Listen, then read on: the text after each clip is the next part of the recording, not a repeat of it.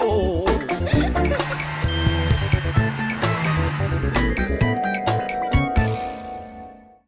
Comment et pourquoi on rêve?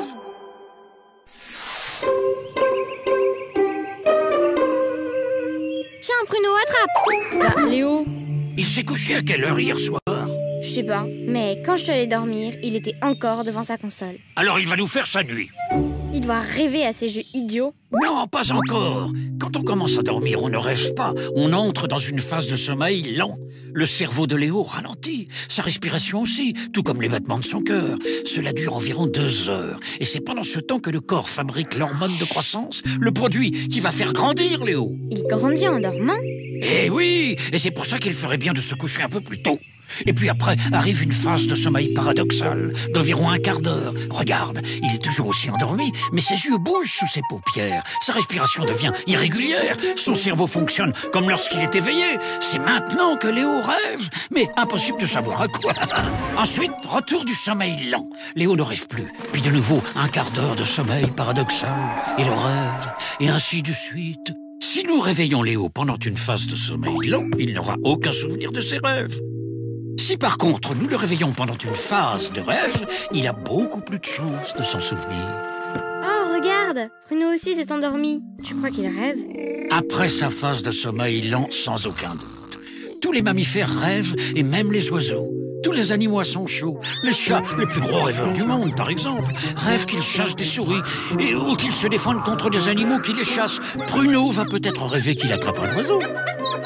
Mais à quoi ça sert de rêver? C'est ça le grand mystère. Dormir. On voit bien à quoi ça sert, à grandir, à se reposer, mais rêver. Certains spécialistes disent que cela sert à apprendre, et que c'est pour ça que les bébés, dans le ventre de leur mère, passent leur temps à rêver. Mais peut-être que ça ne sert tout simplement à rien, et que c'est pour ça qu'on aime tellement rêver. Comme Léo, il ne sert à rien, mais on l'aime bien quand même.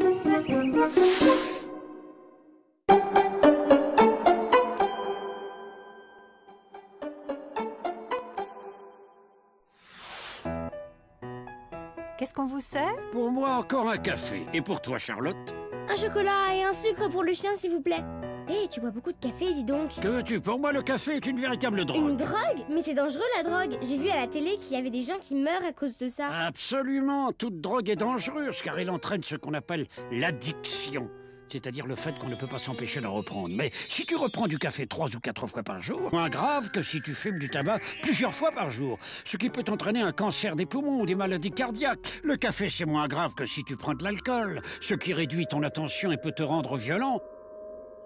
Prendre du café, c'est moins grave que prendre des drogues interdites, comme le cannabis qui provoque des hallucinations, la cocaïne ou l'héroïne qui peuvent même tuer et qui peuvent rendre très violent quand on est en manque.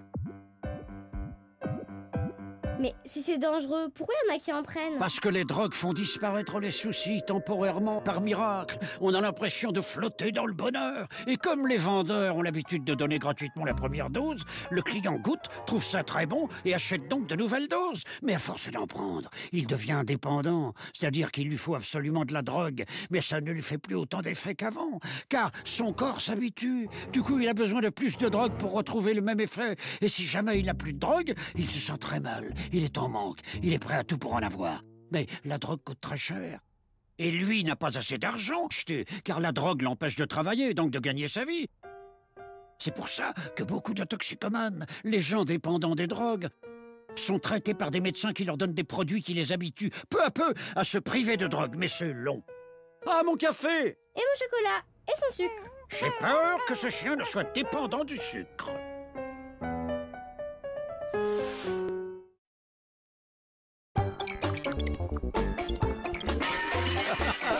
Oh.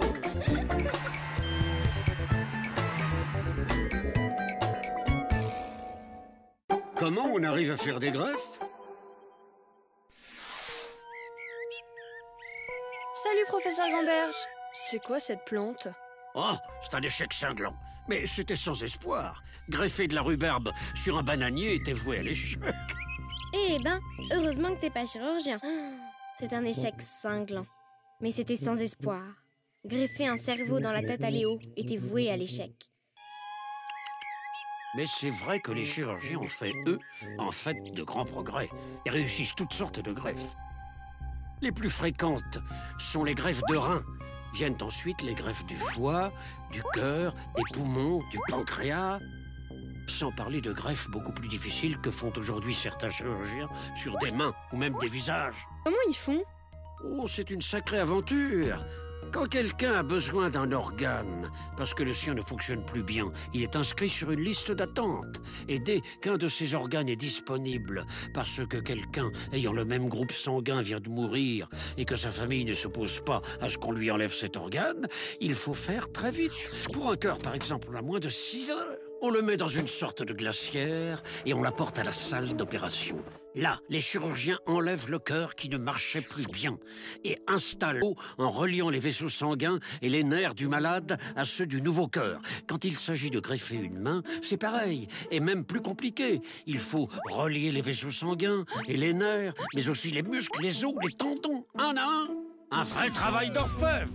Et après, tout va bien? Après, il faut faire très attention qu'il n'y ait pas de rejet. Notre corps est naturellement méfiant envers tout ce qui vient de l'extérieur. Et si on le laissait faire, il rejetterait l'organe transplanté, l'empêcherait de fonctionner. Pour éviter ça, les personnes greffées doivent toute leur vie des traitements anti-rejet. Grâce à ça, elles peuvent vivre beaucoup plus longtemps. Eh oui, professeur, je m'en doutais. Greffer de la rhubarbe sur un bananier était voué à l'échec sans traitement anti-rejet adapté.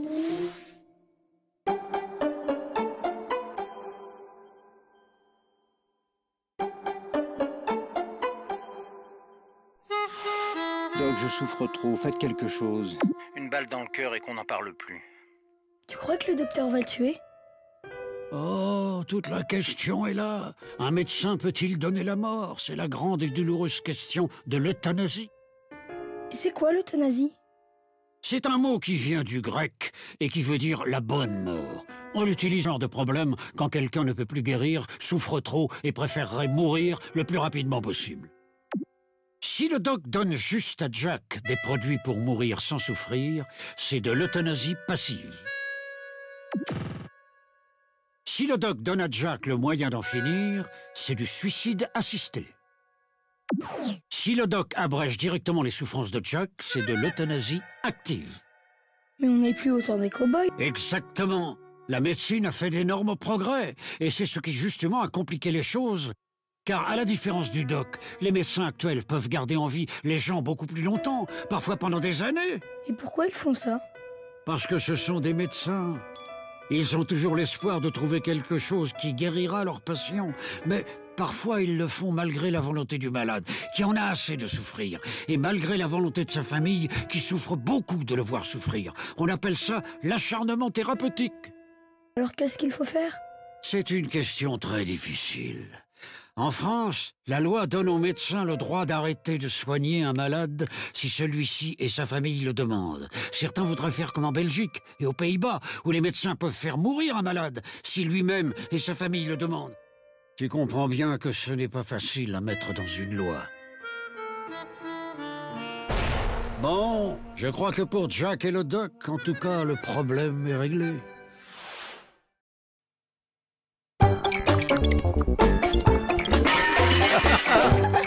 Oh.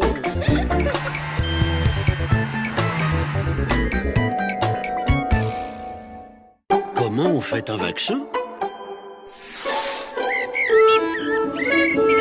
Bonjour, professeur Gamberge. Aïe! Tu t'es fait mal? Non, c'est juste qu'on vient de me faire un vaccin dans l'épaule. Je me demande bien pourquoi un truc qui protège contre les maladies doit faire mal. Eh oui, un vaccin, c'est un tout petit mal pour protéger d'un beaucoup plus grand. Pourquoi un tout petit mal? Tu sais d'où vient le mot vaccin? Il vient du mot vache. À la fin du XVIIIe siècle, le médecin anglais Jenner remarque que les paysannes qui traient les vaches n'attrapent jamais la variole, une terrible maladie qui tuait énormément de gens à l'époque. Il remarque aussi que ces paysannes, à force de traire les vaches, attrapent une petite maladie pas grave, la vaccine. Il se dit, et si c'était cette maladie, la vaccine, qui protégeait les paysannes de la variole? Very good. Je vais prélever le pus des boutons de vaccine de cette paysanne et en faire une piqûre à ce petit paysan. Voilà. Voyons ce qui se passe. L'enfant a la fièvre, c'est normal. Il se sent mal, c'est normal. Il ne va pas mourir, Mister Professeur. Non, non, c'est seulement la vaccine. Maintenant, voyons comment il réagit à la variole. Aucune réaction. Ce garçon est vacciné contre la variole. Alors quand on nous vaccine, on nous met une maladie dans le corps? En fait, aujourd'hui, il y a plusieurs techniques. Mais pour toutes, on prend des agents infectieux, virus ou bactéries, et on leur enlève ce qui les rend dangereux. Quand la piqûre le fait ensuite rentrer dans ton corps, tes cellules réagissent en se fabriquant des défenses contre lui. Ces défenses resserviront quand un agent vraiment infectieux entrera dans ton corps. Tes cellules seront équipées pour se défendre et le chasser. Alors en ce moment, je suis en train de fabriquer plein de défenses contre cette maladie. Eh ben qu'elle arrive, que je lui fasse sa fête. Tu es sûr que tu n'as pas reçu un vaccin à base de sérum de boxeur ?